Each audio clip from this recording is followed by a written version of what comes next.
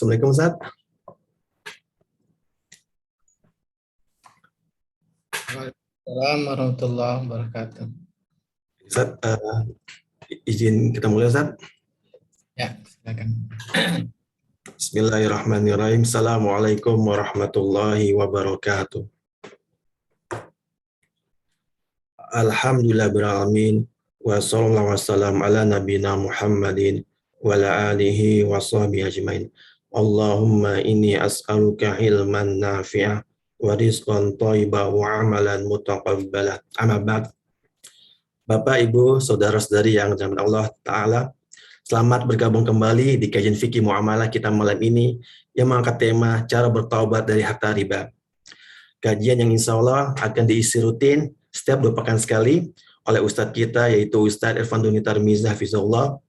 Kajian malam ini insya Allah spesial karena diselenggarakan oleh Rabi Consulting dan Amna Property bekerjasama dengan KPMI Depok. Jadi KPMI itu singkatan dari Komunitas Pengusaha Muslim Indonesia, Korwil wilayah Depok. Bapak, Ibu, Iwani, Ahwati Fillah, memasuki inti acara kita, Islam mengajarkan kita untuk selalu optimis. Bagi sebagian kita, penyesalan pernah mendapatkan atau membelajarkan harta melalui jalan ribawi mungkin sedang mengatui. Tapi Islam memberikan solusi. Cara yang pertama agar harta bersih dari riba adalah dengan bertaubat dan tidak lagi melakukan riba.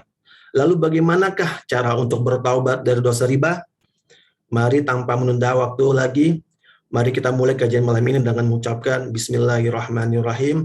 Tafadhol kepada Ustadz Irfandoni untuk penyampaian pemaparan Ustadz. Barakallahu fikum jami'an. Tafadhol Ustadz. Bismillahirrahmanirrahim. Assalamualaikum warahmatullahi wabarakatuh.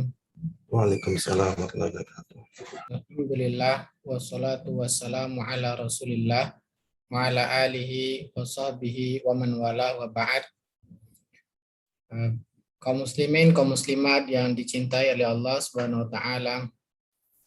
Allah semoga senantiasa Allah memberikan karunia nikmatnya pada kita, dan di antara nikmat tersebut kita dimudahkan untuk menuntut ilmu.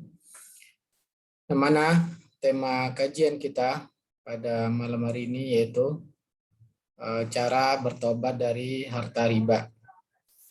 Yang mana Allah menciptakan tabiat manusia yaitu sering melakukan kekhilafan atau juga lupa. Jadi memang tabiatnya Allah ciptakan kita sering melakukan kesalahan. Karena itu Rasulullah SAW sebagaimana yang diriwayatkan oleh At-Tirmizi bersabda, kullu bani Adam khata'un. Setiap anak Adam khata'un, sering melakukan kesalahan. Jadi tidak ada manusia yang tidak melakukan kesalahan. Di sini Rasulullah SAW menyebutkan dengan lafaz khata'. Khata' menunjukkan seringnya melakukan kesalahan. Kemudian Rasulullah SAW mengatakan wa khairul khata'in at-tawwabun, dan orang yang paling baik setelah melakukan kesalahan yaitu orang yang terus bertobat kepada Allah Ta'ala. Dan Allah pasti maha menerima taubatnya ketika hamba tersebut bertobat dan kembali kepada Allah. Dan bertobat ini merupakan sifat seorang mukmin, yang mana Allah menyebutkan di antara sifat orang-orang beriman kepada Allah, ketika mereka melakukan perbuatan yang keji, yang merusak orang lain, atau merusak dirinya, mereka ingat kepada Allah. Kemudian mereka segera bertobat.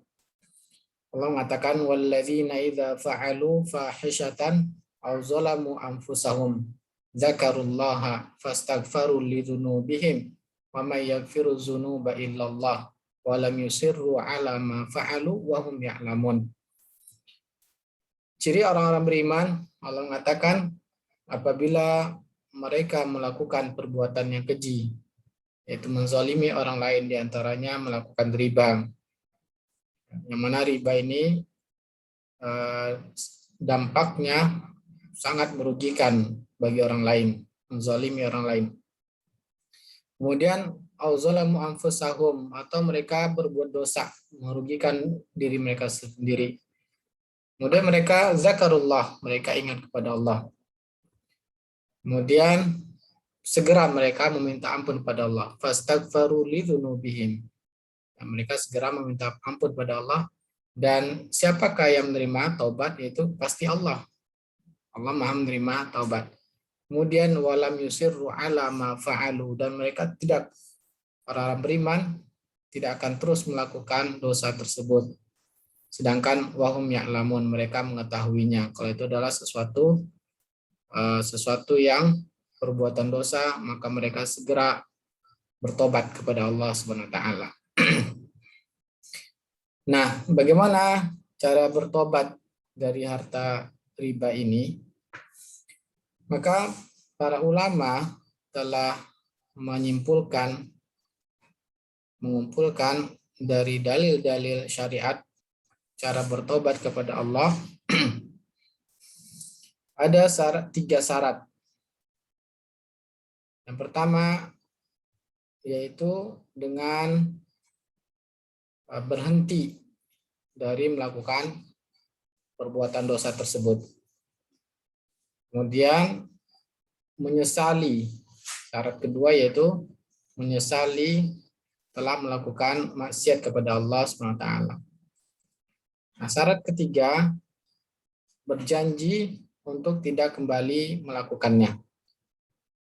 Nah, ini adalah syarat taubat. Ya, syarat taubat jika berkaitan dengan hak Allah. Nah, jika ada berkaitan dengan harta manusia, maka ada tambahan yang keempat. Nah, maka yang keempat ini ada rinciannya. Yang pertama, jika harta yang kita ambil dari manusia tersebut dengan cara paksa atau mencuri, ya, artinya dengan cara tidak keridhaan dari orang yang kita ambil hartanya, maka kita wajib mengembalikan harta tersebut kepada orang yang kita zalimi. Ya.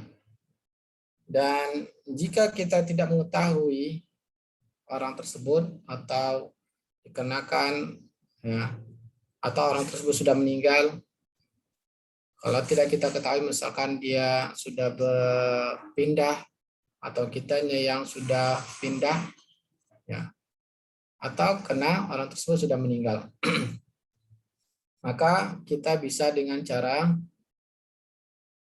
mengeluarkan harta tersebut kita salurkan pada fakir miskin, dan kita niatkan pahalanya untuk orang yang telah kita ambil hartanya.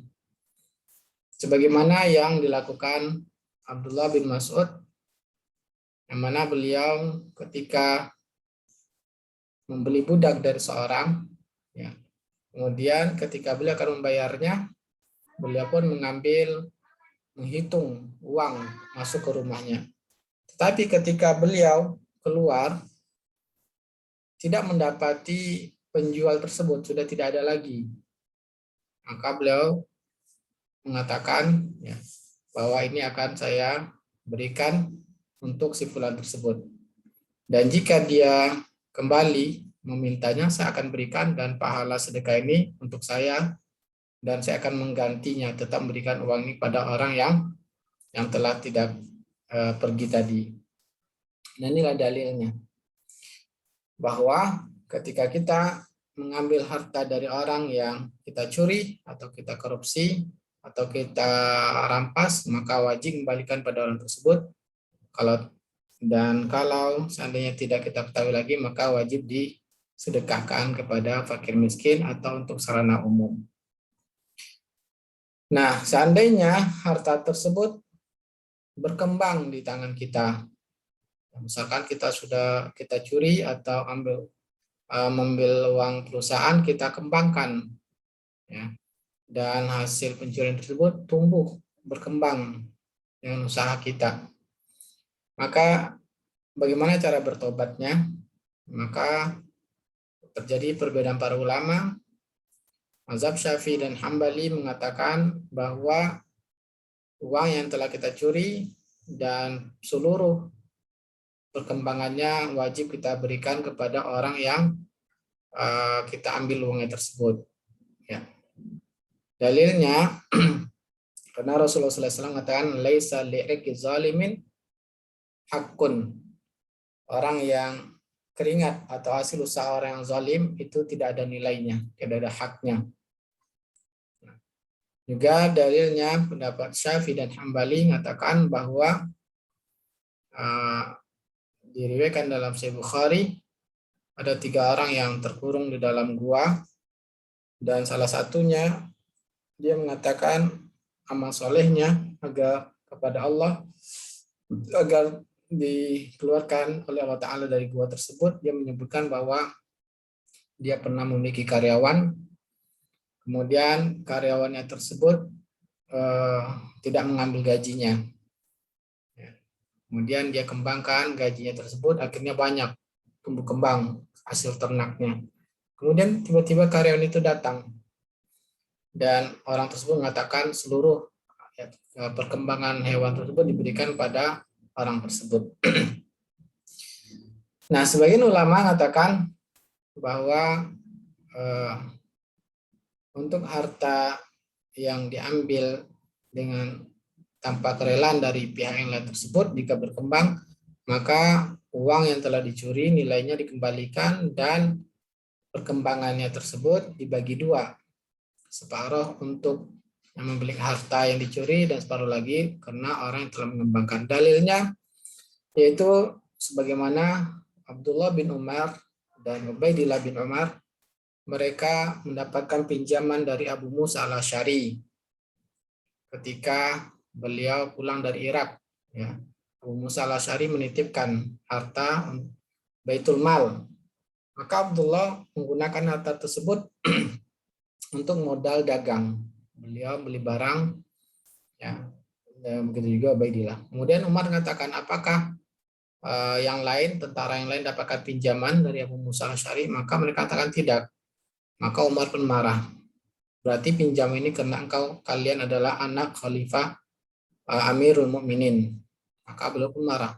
Beliau memerintahkan seluruh uang tadi dan perkembangannya dimasukkan Baitul Mal. Maka Abdullah bin Umar mengatakan ini tidak adil. Ya. Maka beliau tidak mengatakan tidak adil. Seandainya uang tersebut terjadi kerugian, kami menjamin. Kami menjamin, artinya kami akan menggantinya. Nah, maka hak kami jika ada keuntungan kami minta separuhnya.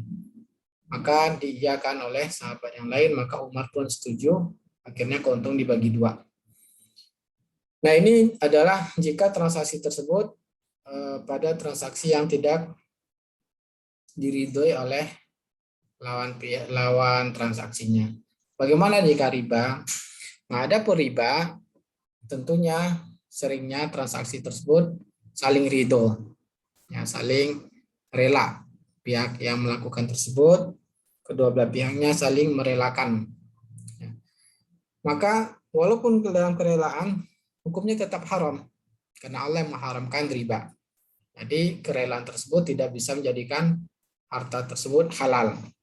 Maka yang namanya riba tetap haram. Nah, bagaimana cara bertobat jika transaksi yang pernah kita lakukan ada ribanya?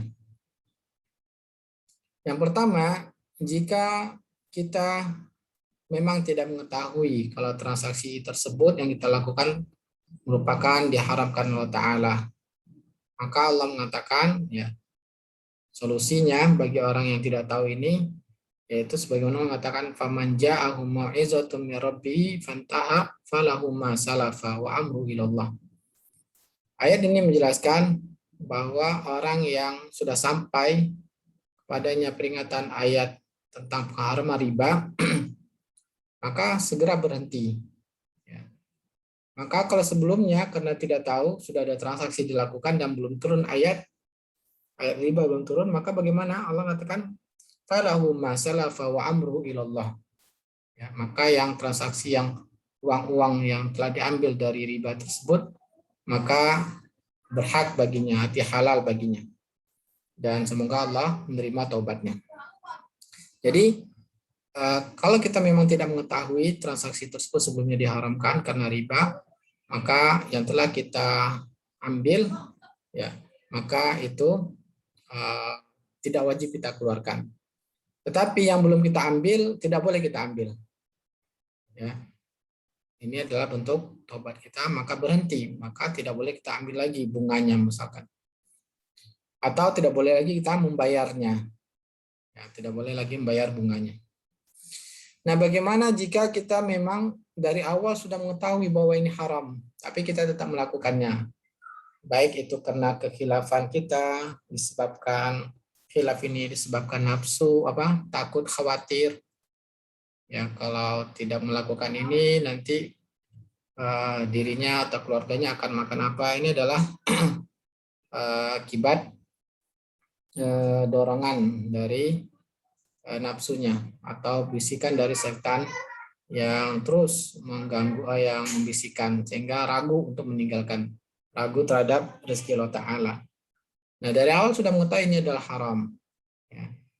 Maka tetapi akhirnya bertobat kepada Allah karena keimanannya, kemudian zakarullah, ingat kepada Allah, kemudian akhirnya bertobat. Maka ya menyesali, tidak kembali akan melakukannya. Selanjutnya, maka harta yang telah diambil selama dia lakukan itu wajib dihitung. Ya, wajib dia hitung berapa yang sudah didapatkan dari transaksi riba tersebut. Maka diberikan kepada fakir miskin.